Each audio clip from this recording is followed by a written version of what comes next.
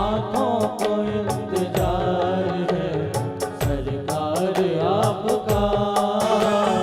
ना जाने होगा कब हमें, ना जाने होगा कब हमें दीदार आपका। आँखों को इंतजार है सरकार आपका।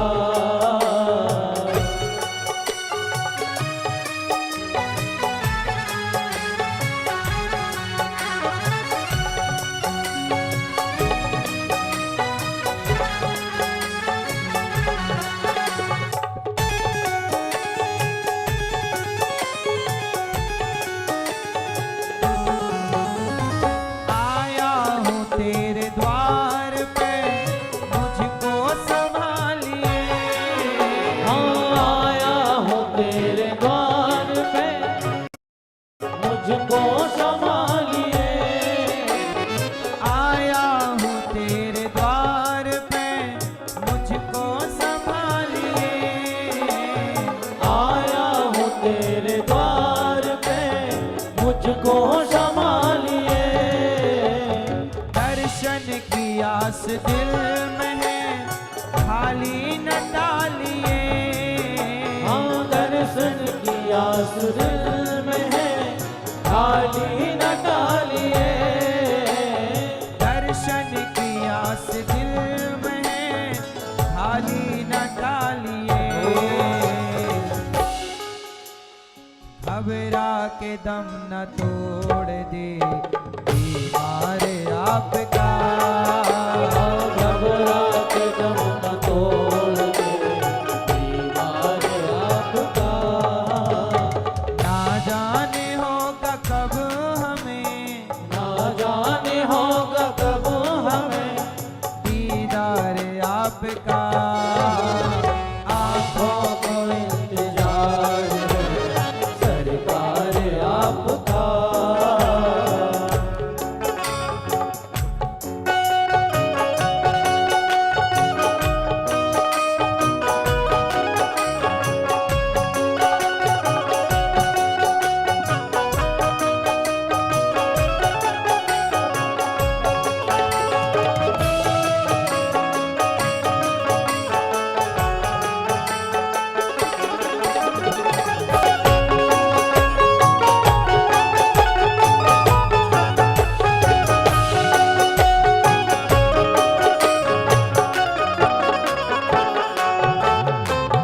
सजदा कबूल हो न हो, दर पर पड़ा रहो। हाँ सजदा कबूल हो न हो दर पर पड़ा रहूं। मैं तो इस दरबार के सन्मुख खड़ा रहूं। हाँ मैं तो इस दरबार के सन्मुख खड़ा रहूं। मैं तो इस दरबार के सन्मुख खड़ा रहूं। जाऊं कहाँ मैं छोड़ के दरबार आपका। आ जाऊं कहाँ मैं छोड़ के दरबार आपका। आँखों को इंतजार है सरकार आपका। आँखों को इंतजार है सरकार आपका।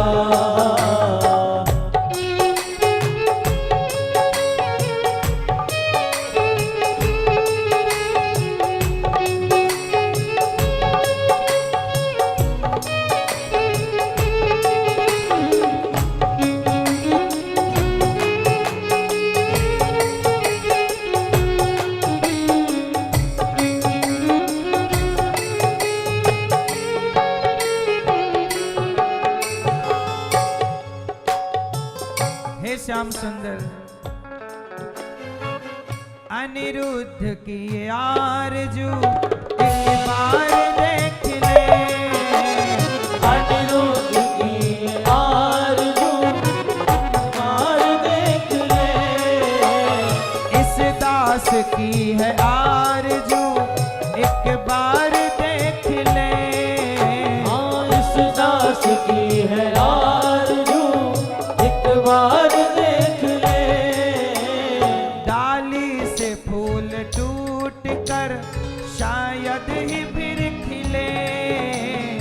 डाली से फूल टूट कर शायद ही फिर खिले।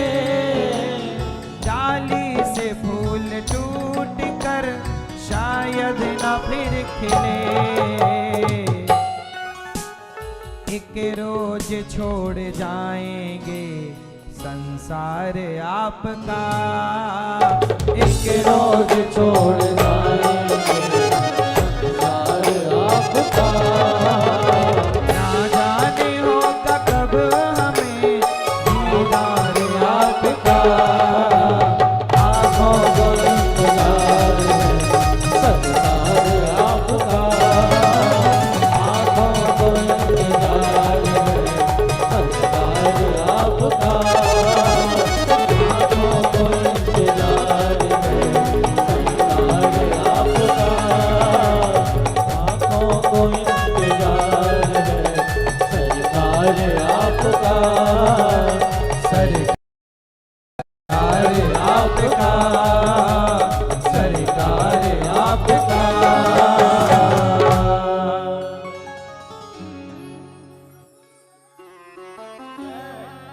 आँखों को इंतजार है सरकार आपका।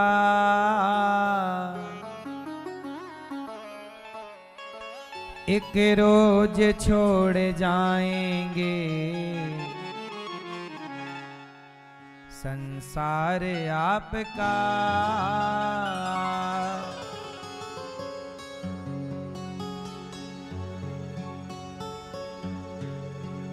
अनिरुद्ध की ये आरज़ू एक बार देख ले।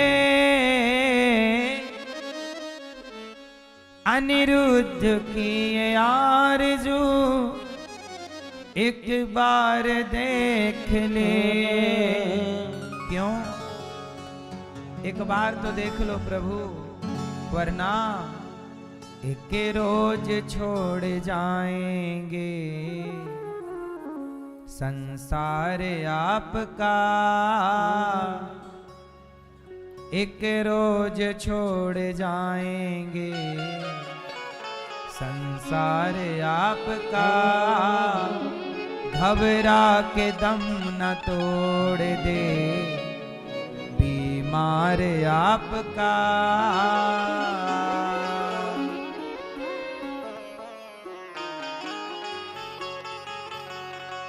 विदुर जी महाराज कह रहे हैं सारी दुनिया सुख चाहती है, दुख इसलिए मिलता है। मैत्रेय जी ने कहा क्योंकि संसार का नाम दुखालय है, इसलिए संसार में आए हो तो सुख की ज्यादा उम्मीद ना करना।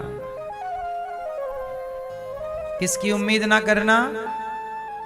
जितना मिल रहा है बढ़िया है, लेते रहो, इससे ज्यादा उम्मीद ना करना। बोलो हाँ।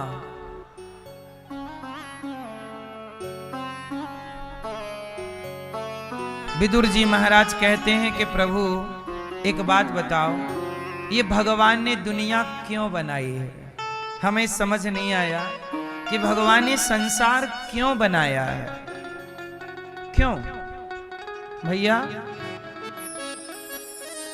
ए मैया भैया ओ 92 बैठ जाओ प्रभु,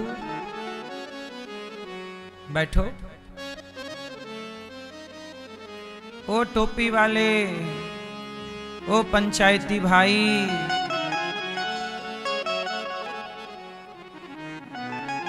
सुनो। लाल मैया देखो पीठ दिखा के खड़ी हैं।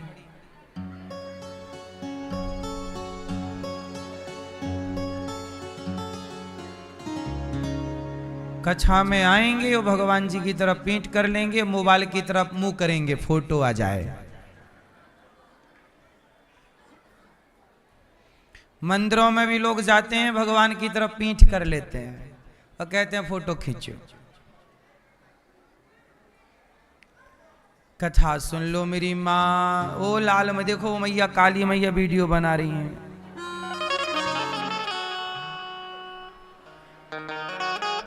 सब मोबाइल में कैद करना है, हृदय में कुछ नहीं, हृदय में कचरा है।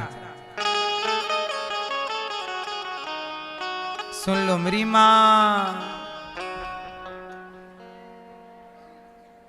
सुनो। भगवान ने ये संसार क्यों बनाया? सवाल है।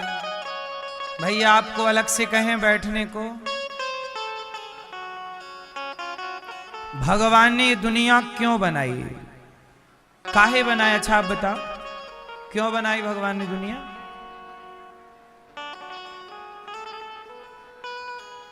क्यों भैया बताओ?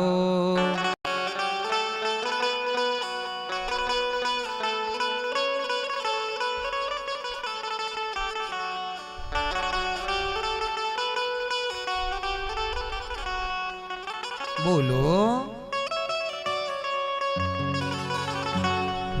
दुनिया बनाने वाले क्या तेरे मन में समाई? काहे को दुनिया बनाई तूने? काहे को दुनिया बनाई? बताओ, दुनिया बनाने वाले काहे दुनिया बना? भगवान नहीं? काहे बनाए तूने माटी के पुतले?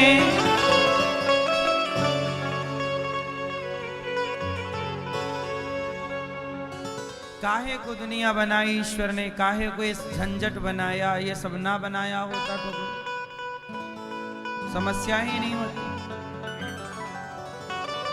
सवाल खड़ा है, दुनिया क्यों बनाई विधाता ने?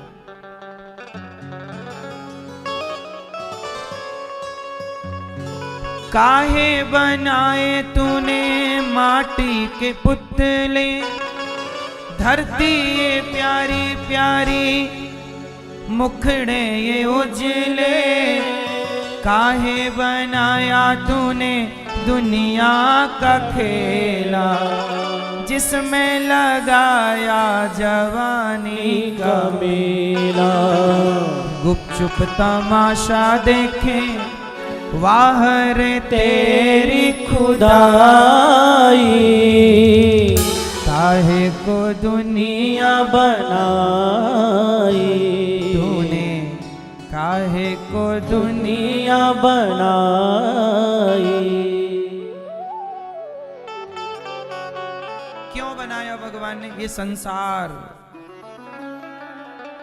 क्यों? ये सवाल कई बार आता है सबके दिमाग में, भगवान ने दुनिया क्यों बनाई? क्यों भैया, काहे बनाई? नहीं पता?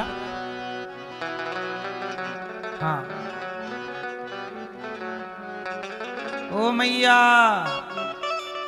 ओ मैया प्यारी, काहे बनाया भगवान ने दुनिया को? सुनो, भगवान ने ये दुनिया क्यों बनाई? आपने बचपन में माटी का घर बनाया कि नहीं? खेल में रेत के ढेर में बैठ जाते और बालू का घर बनाते। काहे के लिए बनाए? आप लोग कभी ट्रैक्टर ट्राली के पीछे लटके हो? बचपन में बैलगाड़ी के पीछे लटके हो? काहे लटके थे? हैं? काहे के लिए लटकी थी? अपने आनंद के लिए। छोटा बच्चा खेलता है, बालू में घर बनाता है, काहे के लिए? अपने आनंद के लिए। जैसा छोटा बच्चा अपने आनंद के लिए खेलता है, ऐसे भगवान ये संसार अपने आनंद के लिए बनाते हैं, अपने सुख के लिए बनाते हैं। भगवान ने ये दुनिया क्यों बनाई? अपने आनंद के लिए, अपने सुख के लिए। भगवान का सुख है ये दुनिया, ईश्वर का सुख है आप, है ना? जैसे छोटा सा बच्चा अपनी मां को भूल जाए, जब आप अपने माँ बाप को भूल जाओगे तो माँ बाप आपसे खुश होंगे कि दुखी हो जाएंगे? हैं? हाँ, जैसे बच्चा माँ बाप को भूल जाए तो माँ बाप दुखी हो जाते हैं। ऐसे जब भक्त भगवान को भूल जाता है तो भगवान दुखी हो जाते हैं, मेरा भक्त मुझे भूल गया। और जब बेटा अपने माँ बाप की बात सुनता है, माँ बाप का सम्मान करता है, तो माँ बाप बहुत खुश रहते हैं कि मेरा बेटा बढ़िया है, मेरी बात सुनता है, मेरा सम्मान आदर करता है। ऐसे ही जब आप भगवान को याद रखते हैं तो भगवान बड़े प्रसन्न होते हैं कि मेरा भक्त मुझे याद रखा है, भूला नहीं। बस यही हिसाब है ईश्वर का कि जैसे बच्चा माँ को भूल जाए तो माँ बाप परेशान, ऐसे हम और आप भगवान को भूल जाएं तो भगवान परेशान। इसलिए आप जैसे माँ बाप को याद रखा जाता है, ऐसे ईश्वर को भी याद रखा करो, यही भक्ति है। भगवान ये नहीं कहते कि तुम दिन भर मेरा माला ही जपते रहो, नहीं, बस याद रखो।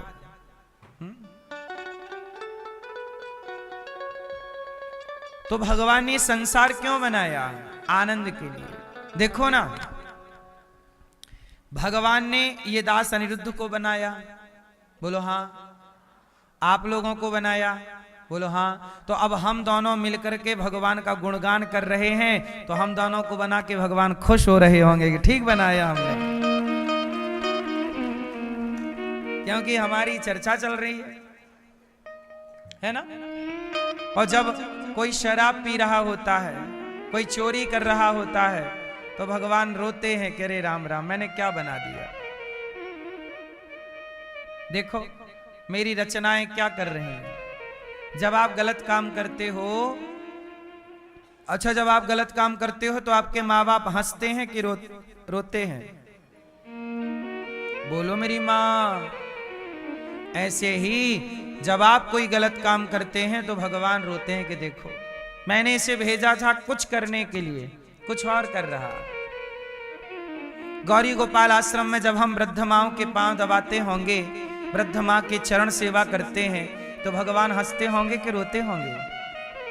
खुश होते हैं कि चलो मैंने जिस अनिरुद्धाचार्य को बनाया वो सेवा में लगा हुआ। भगवान खुश हो रहे होंगे। तो हमारा हर काम, हमारा हर कार्य ईश्वर को प्रसन्नता देने वाला है।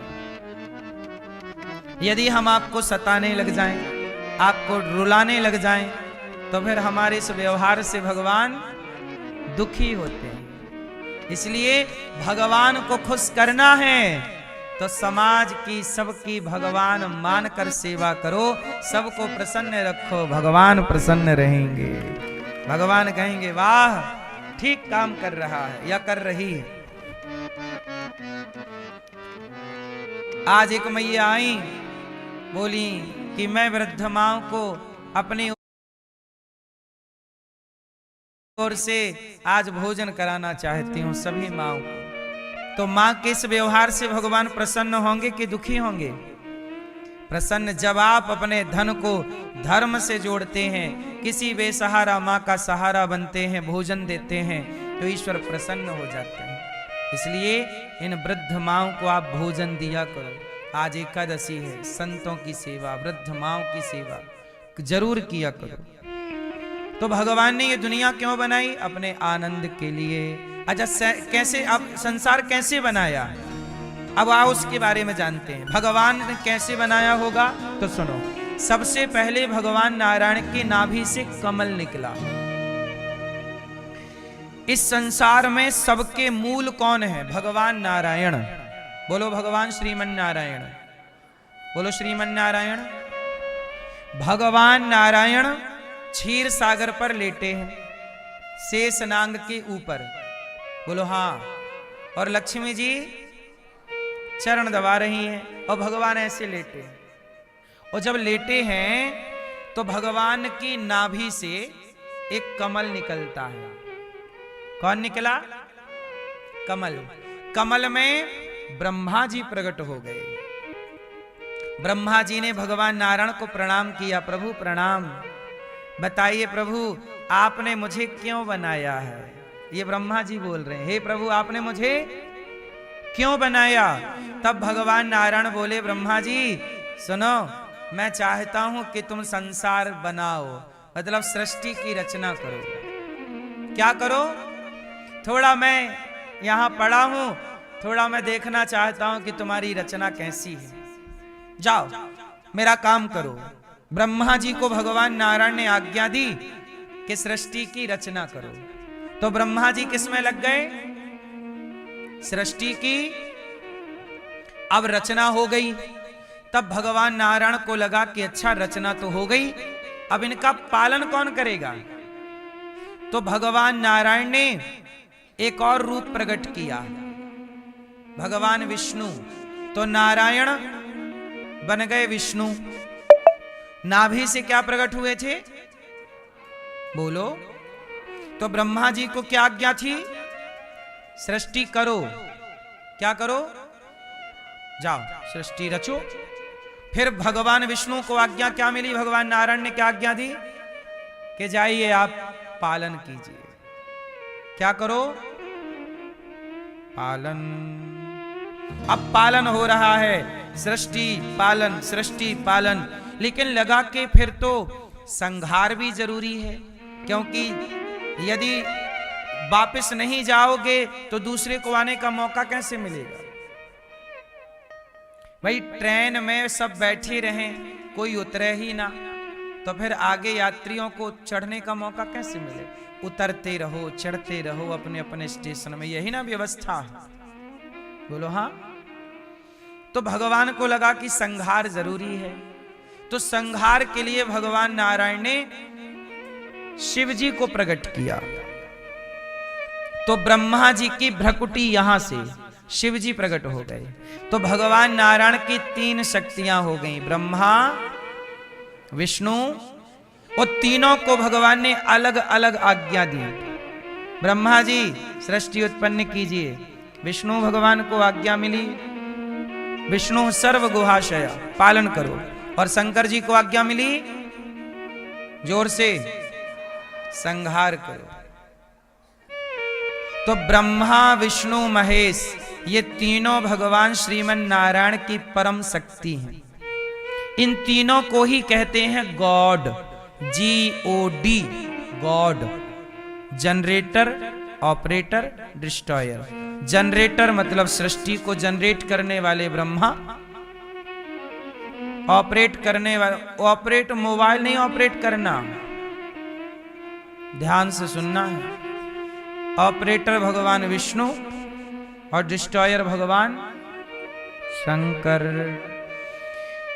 अब देखो हर क्षण सृष्टि उत्पन्न हो रही। अच्छा, उत्पत्ति पालन संहार,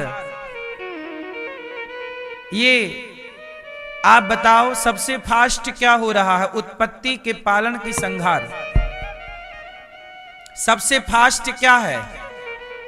सबसे फास्ट उत्पत्ति है कि पालन है कि संहार है? जोर से है क्या?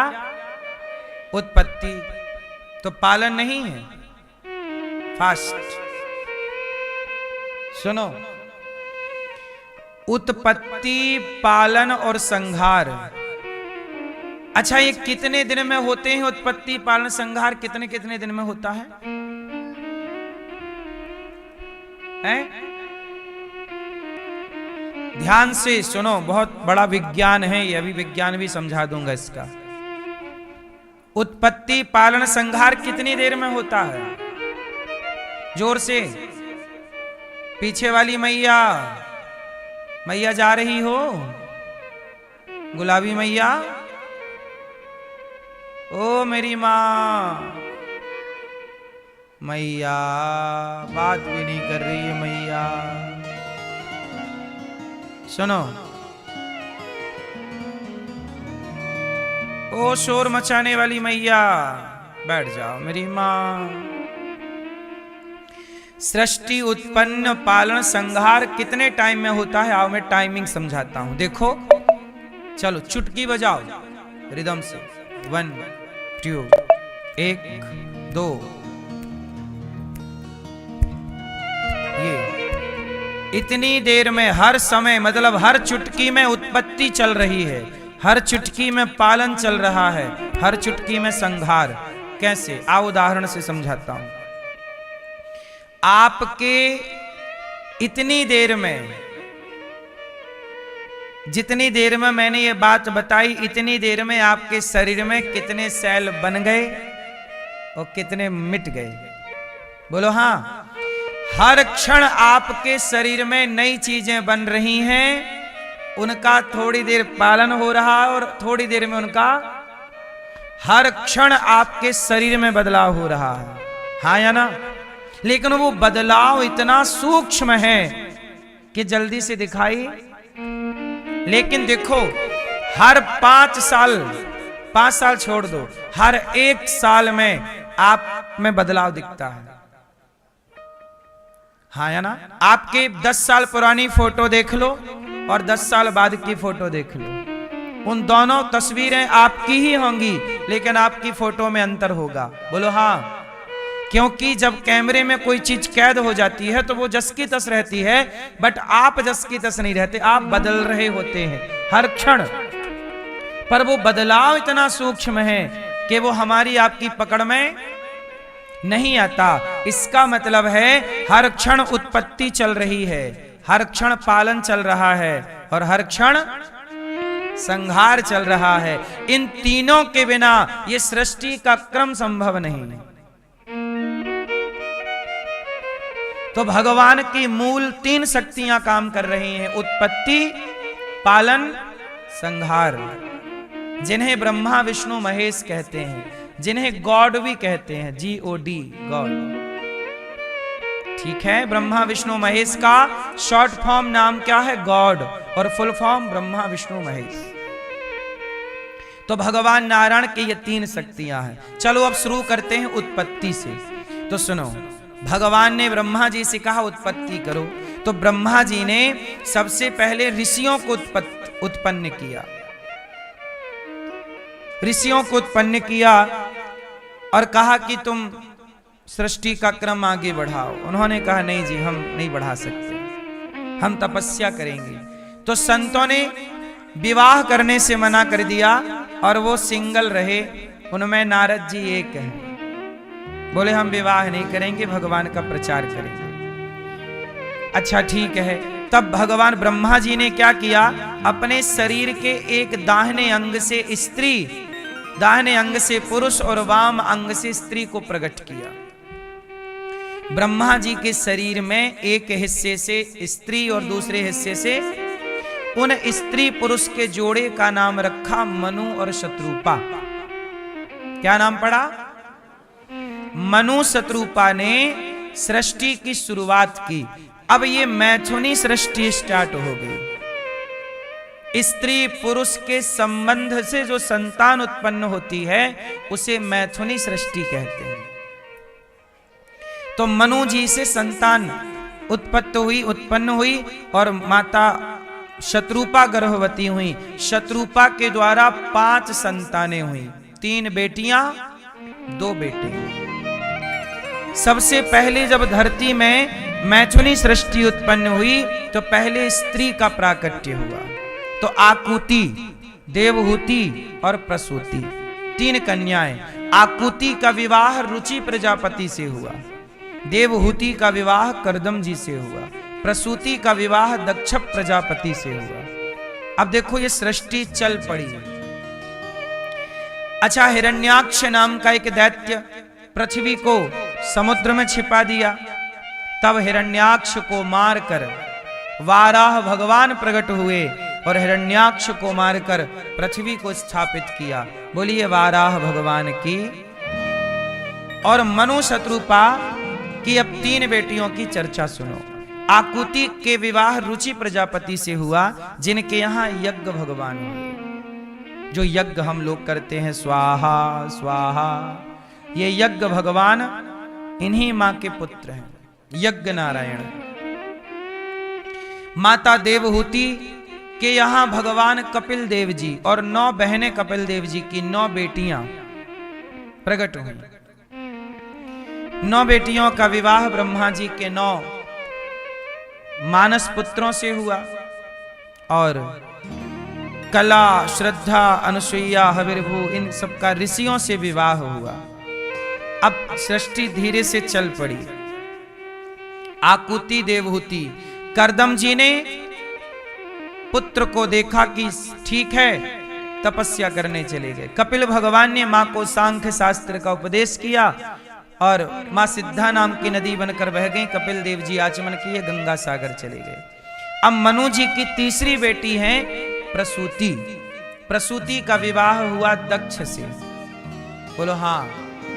दक्ष की सबसे छोटी बेटी का नाम है माता सती, और सती का विवाह हुआ भगवान शंकर से।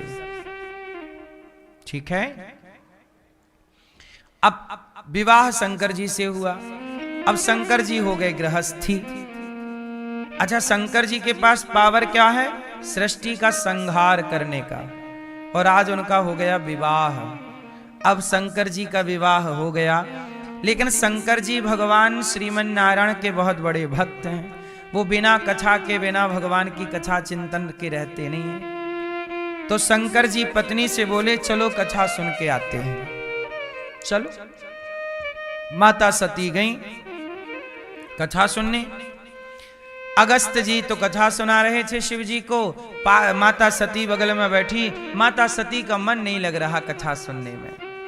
क्या कथा वथा सुने? माता सती ने कथा ध्यान से नहीं सुनी। तो कथा जब ध्यान से नहीं सुनी जाएगी तो भगवान में संदेह पैदा हो जाएगा। माता सती को क्या हो गया? संदेह। और ये संदेह दिखा कब? जब भगवान शंकर कथा पूरी सुन करके अगस्त जी ने सुनाई, कथा पूरी हुई, शंकर जी चले कैलाश। और जब चले तो रास्ते में राम जी सीता मैया को ढूंढ रहे थे। ये घटना है त्रेता की। अब आप लोग यहां एक संदेह कर सकते हैं कि भाई माता सीता, बोलो सीता, सीता मैया के विवाह से पहले, सीता मैया ने विवाह से पहले पार्वती जी की पूजा की थी।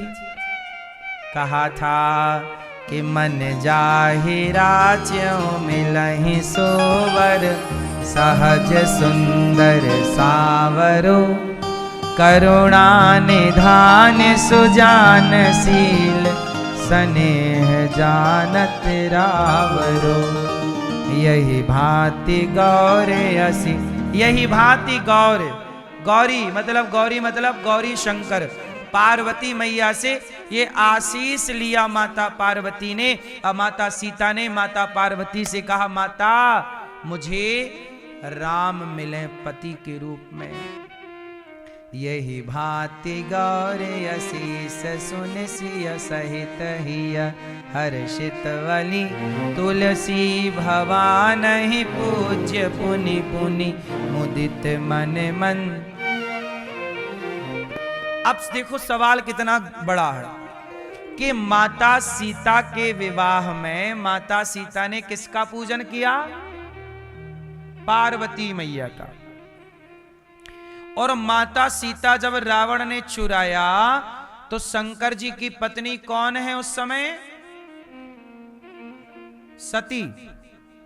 अब देखो यहां पत्नी है सती शिव जी की, और वहां पार्वती जी पूजा कर रही हैं, सीता जी पूजा कर रही हैं पार्वती जी की। तो सुनो, पार्वती जी शिव जी की दूसरी पत्नी है और सती भगवान शंकर की पहली पत्नी है। शंकर जी का विवाह पहले किससे हुआ? माता सती से। फिर शंकर जी का विवाह जब हुआ तो माता सती को बाद में मरना पड़ा था। परीक्षित जी ने सवाल किया कि माता सती को काहे मरना पड़ा? क्या गलती हो गई कि माता सती को जाना पड़ा? तो अब वो बात बता रहे हैं, ध्यान से सुनो मेरी मां। हुआ ये कि शंकर जी गए थे सती माता को लेके कथा सुनाने।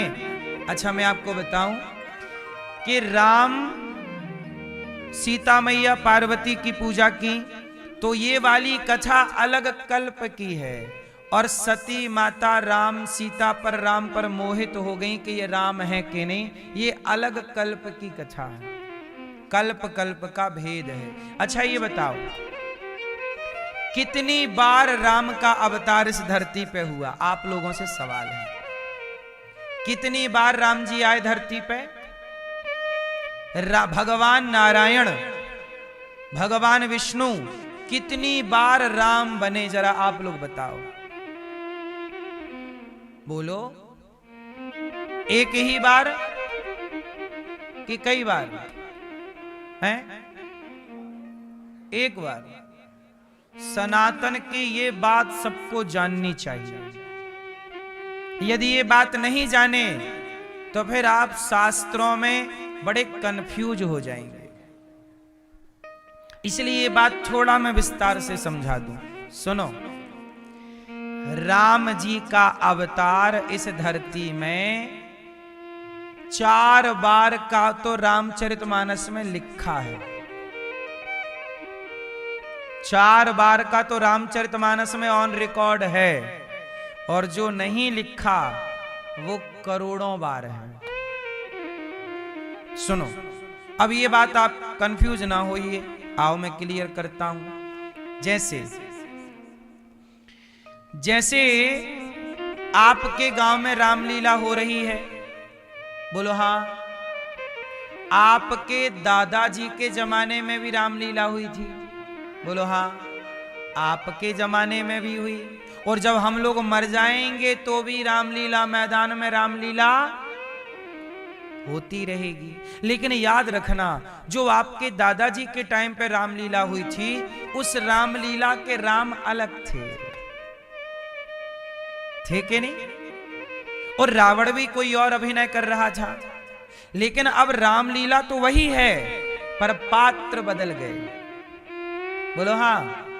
लीला तो वही है, पर समय के साथ कौन बदलता चला? पात्र। उदाहरण से समझो, जैसे रावण, आप लोगों ने सुना कि राम जी ने रावण को मार दिया, सुना? अब आप लोग मुझे बताओ कि राम जी ने कौन से रावण को मारा? एक रावण कौन है? जय और विजय शाप के कारण रावण बने, रावण कुंभकर्ण। कौन बना? जय और भगवान के पार्षद द्वारपाल। एक बार शिव के गण, शंकर जी के 2 गण रावण कुंभकर्ण बने। एक बार जलंधर, पंजाब का एक शहर है जालंधर, जालंधर शहर जलंधर के नाम से पड़ा है, बोलो हाँ।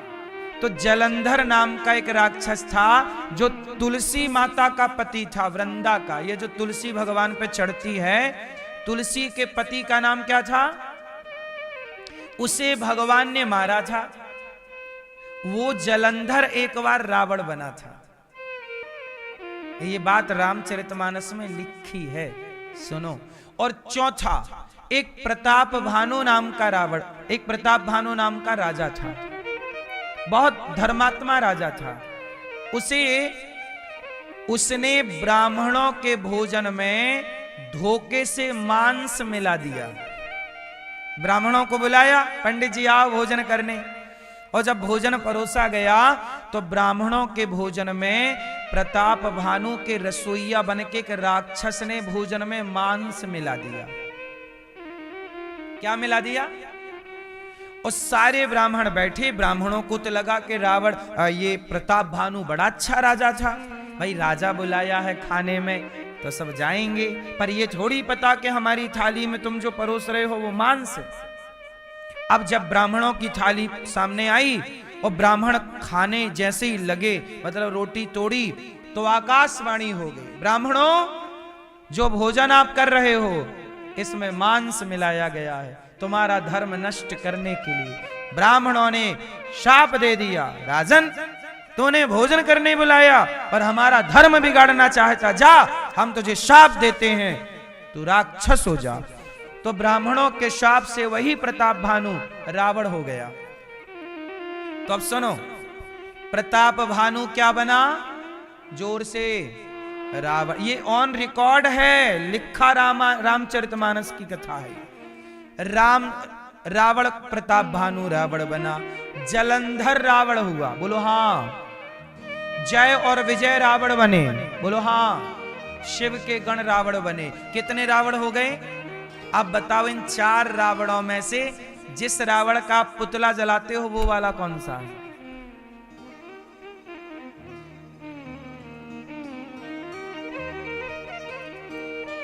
बताओ, इन चारों रावणों में से राम जी ने कौन से वाले रावण को मारा? बोलो। चारों को राम जी ने ही मारा, पर चारों अलग अलग समय पर आए। कभी ये वाला रावण, जैसे कलयुग, बोलो कलयुग। कलयुग के बाद क्या आएगा? सतयुग। फिर सतयुग के बाद त्रेता, फिर त्रेता के बाद द्वापर, द्वापर के बाद कलयुग, फिर कलयुग के बाद फिर सतयुग। जैसे सोमवार, मंगलवार, बुधवार, गुरुवार, शुक्रवार, शनिवार, रविवार, फिर सोमवार, फिर रिपीट होगा। एक महीने में 4 बार 3 बार रिपीट हो जाते हैं कि नहीं? डे, दिन, बोलो हाँ। 3 या 4 बार रिपीट हो जाते हैं, बोलो हाँ। क्यों भैया, सही है गलत है? ऐसे ही सतयुग, त्रेता, द्वापर युग भी रिपीट होते रहते हैं। 4 ही तो है ना। जैसे दिन 7, महीने 12, बोलो हाँ। ऐसे युग कितने? 4। तो जैसे सतयुग, त्रेता, तो किसी त्रेता में प्रताप भानु मरा, तो किसी त्रेता में जय और विजय नाम का रावण मरा। जो आप पाप कर्म करते जाते हैं तो शाप आपके कारण आप रावण होते जाते हैं और राम जी आके मारते जाते हैं। किसी किसी त्रेता, हम ये नहीं कहते कि हर त्रेता में राम का, अच्छा सुनो, हर त्रेता में राम जी का अवतार नहीं होता और हर द्वापर में कृष्ण का अवतार नहीं होता। कृष्ण भगवान भी कई बार आ चुके हैं, पर हर द्वापर में नहीं, हर त्रेता में राम नहीं, हर सतयुग में नरसिंह भगवान नहीं और हर कलयुग में कल्कि भगवान नहीं। ये कलयुग चल रहा है, बोलो हाँ। इस कलयुग के पहले 27 कलयुग और बीत चुके हैं, पर उन 27 कलयुग में कल्कि भगवान का अवतार नहीं हुआ। ये जो 28वां कलयुग चल रहा है, श्वेत 12 कल्प का, वैवस्वत मनवंतर का, इस कलयुग में कल्कि भगवान का अवतार होगा, इसमें होगा। किसी किसी युग में होता है। लिखा ना गीता में, धर्म संस्थापनार्थाय संभवामि युगे युगे। कभी कभी भगवान का अवतार, जैसे इसके पहले त्रेता में, अच्छा चलो आप लोग बताओ, हम लोग जो राम कथा पढ़ते हैं, जो राम की कथा देखते हैं, वो राम जी ने जो रावण को मारा वो कौन सा वाला रावण था? जय विजय, शिवगण, प्रताप भानु के जलंधर। बताओ कौन सा वाला रावण था? कौन सा?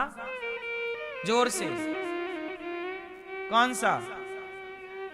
सुनो है, हाँ सुनो। हम जिस रावण की कथा रामचरितमानस में तुलसीदास जी ने जो रामचरितमानस लिखी है, उसमें जिस रावण को राम जी ने मारा है वह रावण था प्रताप भानु, ना कि जय विजय। जय और विजय वाला रावण इसके पहले कल्प में जन्म लेके मर चुका है। हर कल्प में ये अवतार लीलाएं होती, कल्प कल्प की बातें हैं। बोलो कल्प कल्प। ये कल्प क्या है? तो कल्प भी मैं आपको समझा दूं, क्लियर हो जाएगा पूरा। कल्प क्या है? एक कल्प को कहते हैं ब्रह्मा जी का एक दिन। ब्रह्मा जी की आयु कितनी है? 100 साल। ब्रह्मा जी कितने साल के हैं? लेकिन ब्रह्मा जी का एक दिन कितना